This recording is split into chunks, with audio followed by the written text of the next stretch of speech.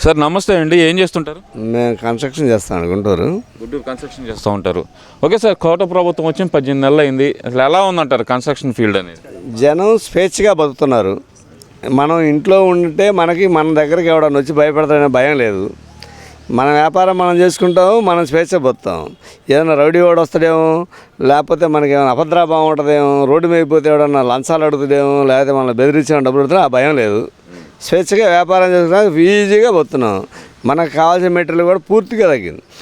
ఇంతకుముందు జగన్ ప్రభుత్వం ఉన్నప్పుడు వచ్చే ఒక్క లారీకి 5 లారీలు వస్తున్నాయి ఇసుక. ఒక లారీ రేటుకి 5 లారీలు వస్తున్నాయి. ఒక లారీకి 5 లారీలు వస్తున్నాయి. తక్కువ ప్రతి ఒక్కటి సిమెంట్ కానీ అదే ఏదైనా సరే మనం ఒక పని చేయాలంటే మున్సిపాలిటీకి పోవాలన్నా ఇంకోసాటికి పోవాలన్నా మన వాతావరణం వ్యాపారం చేసుకోవడానికి ప్రతి ఒక్కటి ఒకసాటికి పోవాలంటే భయం లేకుండా పోతున్నాం. ఇంతకుముందు ఎక్కడికైనా పోవాలనుకో మన దగ్గర ఉన్నది వాడికి చెప్పుకోవాలన్నా భయం. ఇప్పుడు ఆస్తి కొనేవాడు కావచ్చు, ఆస్తి 2 కోట్లు కొన్నాడు అనుకో, వాడు ఎక్కడుండి మాట్లాడుతాడో గంజాయి అమ్మేవాడు, మందు అమ్మేవాడు, వాడు మనల్ని ఎక్కడ చూసి దెబ్బేస్తాడని భయపడేవాళ్ళు. ఇప్పుడు అసలు మనిషి అనేవాడికి భయం పోయింది. మీరు భయం పోయింది అంటున్నారు సార్. అసలు కన్స్ట్రక్షన్ ఫీల్డ్లో అసలు ఎలా ఉందంటారు? ఇప్పుడు చూస్తే కనుక చంద్రబాబు నాయుడు గారు వస్తే రియల్ ఎస్టేట్ ఫీల్డ్ బాగుండిద్ది అంటారు, కన్స్ట్రక్షన్ ఫీల్డ్ బాగుండిద్ది అంటున్నారు. అసలు ఎలా ఉందంటారు ఇప్పుడు ప్రజెంట్? కన్స్ట్రక్షన్ ఫీల్డ్కి ఉండటానికి కొంచెం మెయిన్ అమెరికా ప్రాబ్లం ఉంటుంది. టోటల్గా బ్లాక్ మనీ ఉన్నప్పుడు మొత్తం బ్లాక్ మనీ మొత్తం కంటైనర్లు వెళ్ళిపోయింది ఇతర దేశాలకి. బ్లాక్ మనీ లేదు, మొత్తం డబ్బులు మొత్తం గంజాయి మందమ్మి డబ్బులు మొత్తం దెంగేసిపోయాడు. రేట్లు ఒకేసారి ఇప్పుడు రాజధానిలో చంద్రబాబు వచ్చిన తర్వాత అంతకుముందు 10,000 ఉంది, ఇప్పుడు 50,000 అయింది. 50,000 అయిన తర్వాత కొనాలంటే ఎంత అవుతుంది? చాలా ఎక్కువ. 10,000 ఉన్నప్పుడు కొనాలంటే కష్టం కదా. ఒక సంవత్సరంలో 5 రెట్లు పెరిగింది. అదే నీకు ఇప్పుడు ఏం చేస్తున్నారంటే రైతులు బాబు గారు అవన్నీ ఆలోచించి సెకండ్ పూలింగ్ పెట్టాడు. సెకండ్ పూలింగ్ పెట్టి ఇప్పుడు ఒక ఉద్యోగస్తులు ఉన్నారు అనుకోండి, 4 ఫ్రెండ్స్ ఉంటున్నారు, 4 ఎకరం కొనుక్కొని 4 చేసుకొని ఇక్కడ ప్లాట్ కొనే బదులు ఆ వ్యాపారం చేసుకుంటున్నారు. అదిగాక గవర్నమెంట్లో కొనిపెట్టుకున్నారనుకో 100 సంవత్సరాలు ఉన్నా ఆ ప్లాట్కి డౌట్ లేదు. ఇప్పుడు నేను వ్యాపారస్తున్నాను అనుకోండి, నేను మోసగానే కదా, వాగులు వేశారు కొంతమంది.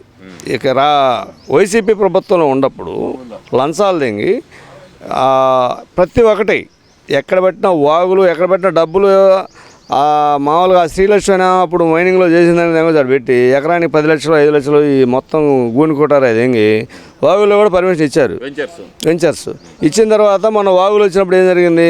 బెత్తరపోయారు జనం.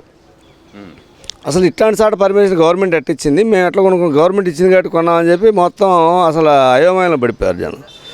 అయోమయంలో పడిపోయిన తర్వాత ఇప్పుడు ఒక మనిషి భయపడిన తర్వాత ముందుకు పోవాలంటే ఎట్లా ఉంటుంది? అందుకే కొంచెం డౌన్ అయిందంట. డౌన్ ఏం కాలేదు, వ్యాపారం అనేది ఎక్కడ ఆగల. ఇప్పుడు మేము జేకేసీ రోడ్లో కడుతున్నాము, నీకు కట్టే ఏరియాలో కడితే పోతుంది.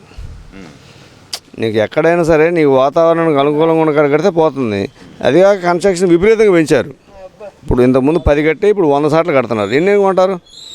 ఇదంతా ఒక ఎత్తు అయితే కనుక ఈ 18 నెలల కాలానికి గడిచిన 5 సంవత్సరాల కాలానికి మీరు గమనించిన తేడాలు ఏందంటారు? ఎవరి పరిపాలన అనేది బాగుందంటారు? ఇంకా పరిపాలన చెప్పాల్సిన అవసరం ఏంది? ప్రపంచ దేశాల్లోనే మాకు ఇట్లాంటి వాడు కావాలని మెచ్చుకుంటుంటే ఈ అంటే ఇప్పుడు మన దగ్గర ఆలోచించే జనం తక్కువ ఉన్నారు. ఏ రోజుకి ఆ రోజు ఆలోచించే వాళ్ళు ఉన్నారు. ఎక్కువ ఆలోచించే వాళ్ళు అంతా ఇతర దేశాలు వెళ్ళిపోయారు. ఏది మంచి ఎడ్యుకేషన్ పరంగానే హైదరాబాద్ కానీ, బెంగళూరు కానీ, అమెరికా కానీ అన్ని దేశాలు. ఇక్కడ ఉన్న జనం ఎట్లున్నారంటే భయంతో కొంతమంది మాట్లాడిన వాళ్ళు ఉంటారు. ఇప్పుడు వాళ్ళ దగ్గర ఉంటుంది కొంతమంది, ఆ 20% జనం మందే కదా.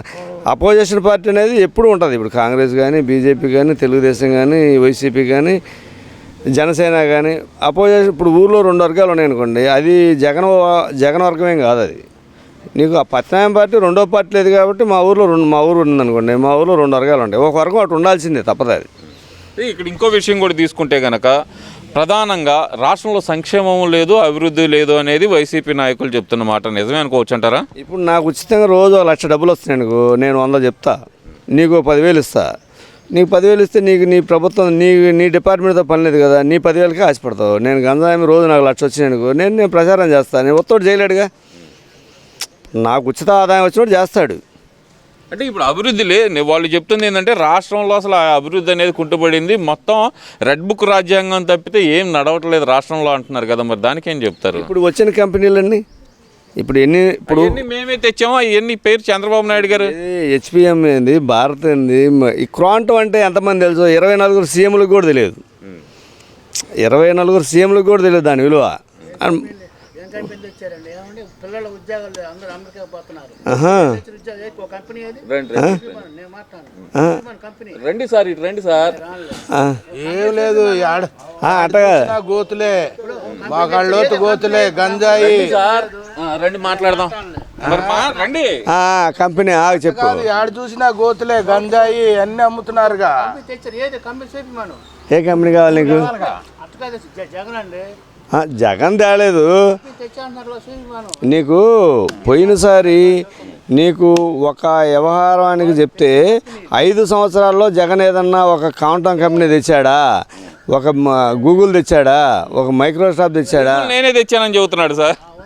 గూగులా ఏది? ఒకసారి వాడు చెప్పాడు, వాడు గూడువాడు అమర్నాథ్ గాడు, వాడు పానీపూరి బండ్లు అక్కడ నుంచి యాసుకొస్తా ఉంటే అదంట వ్యాపారం అంట. పానీపూరి బండ్లు ఒక 10 బండ్లు పెట్టి ఆ బండ్లు నీకు వర్షా నుంచి వస్తుంటే అది వ్యాపారం అంట. అది వ్యాపారం. నీకు ఆడ అసలు ఐటీ మినిస్టరేనా? ఒక పానీపూరి బండ్లు ఒక 10 లారీలు సీరియల్లో పెట్టి 10 బండ్లు పానీపూరీలు సీరియల్లో పెట్టి ఇది వస్తుంది వ్యాపారం, ఇదిగో మాది ఎంత వస్తుందని చెప్పాడు. పూతరేకులు మామిడి తాండ్ర అతను పెట్టింది అదొక వ్యాపారం. కోడిగుడ్లు వచ్చినాయి అని చెప్పటం.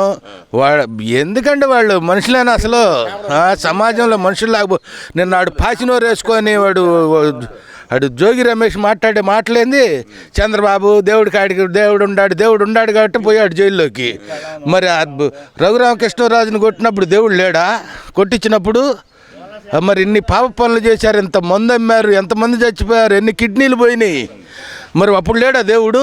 ఇవాళ వచ్చాడు దేవుడు బ్రాందీ షాపులుగా. మరి వాళ్ళు అమ్మిన మందేంది? వాడు పోయి అక్కడ పోయి పెట్టించి ఆడ అమ్మించి వాడు స్నేహితుల చేత పెట్టించి మరి వాడి స్నేహితుడే అంతా బయట పెట్టింది. మరి అప్పుడు లేకుండా పోయాడా? అసలు అతను వయసు అంతా అతను కొడుకు మాట్లాడుతుండే. మరి కొడుకు కాకుండా మళ్ళీ పేరుని నాని మాట్లాడుతున్నాడు ఇష్టం వచ్చినట్టు. మరి వాళ్ళ వయసు ఏంది, వాళ్ళు మాట్లాడే మాటలేంది? అప్పుడు దేవుడు చూడ్డా ఇంతమంది చచ్చిపోయారే పిచ్చి మందు అంత అమ్మి అని చెప్పి అప్పుడు లేడా దేవుడు?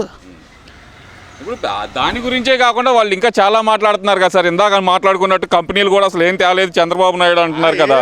ఇళ్ళే తెచ్చారు, సారాయి తయారు చేయటం, గంజాయి అమ్మటం, మట్టి అమ్ముకుంటాం. అసలు రాజధానిలో ఇవ్వడం రోడ్డు ఎత్తి అంతంత లోతు కంకర అమ్ముకున్నారే. దిక్కు మొక్కు ఇవ్వడం ఉండాడండి. ఐరన్ పైపులు కాడించి అమ్ముకున్నారు. ఎవరన్నా అడిగారా? వాళ్ళు తెచ్చిన కంపెనీలు అయ్యే మామిడి తాండ్రా, పూతరేకులు. సిగ్గు శరం ఉండొద్దండి చెప్పడానికి. అరే తప్పు చేసాం అయిపోయింది, మమ్మల్ని ఇంటికి పంపించారు, మళ్ళీ ఇంకా ఇష్టం వచ్చినట్టు మాట్లాడుతున్నాడు. ఆయన 5 సంవత్సరాలు సీఎం చేసి వాడు ఫేమస్ అని మాట్లాడుతున్నాడు. వాడు ఎంపీ ఉన్నాడని. ఏందండి జగన్మోహన్ రెడ్డి గారు మాట్లాడే మాటలు మాట్లాడొచ్చా? ఓకే, ఇక్కడ ఇంకో విషయం కూడా సార్. మరి ప్రధానంగా చూసుకుంటే కనుక అదిగా సార్, ఇక్కడ ఇంకా ప్రధానంగా చూసుకుంటే మరి జగన్మోహన్ రెడ్డి గారు అంటున్నారు కదా 2029 అధికారం నాదే అంటున్నారు కదా సార్. ఇప్పుడు తిన్న ఉన్నవాడు ప్రతి ఒక్కడు ఏదైనా సరే నాకు వాడు అనబోతే వాళ్ళ దగ్గర మనుషులు ఉండాలి కదా. ఇప్పుడు నేను రాను అని ఎవడు చెప్పలేడండి. నేను రాను అని చెప్తే నీ అమ్మటి ఎవడొస్తాడు? మరి మేము వస్తే కనుక 2.0 పరిపాలన చూపిస్తాం అంటున్నాడుగా. 2.0 పరిపాలన అంటే నీకు అసలు వస్తే కదా, నువ్వు రాకుండా నేను వస్తా అంటే యాడికి వస్తా. ఇప్పుడు నేను కూడా ముఖ్యమంత్రి కావాలని రోజు అనుకుంటా, కావాలి కదా.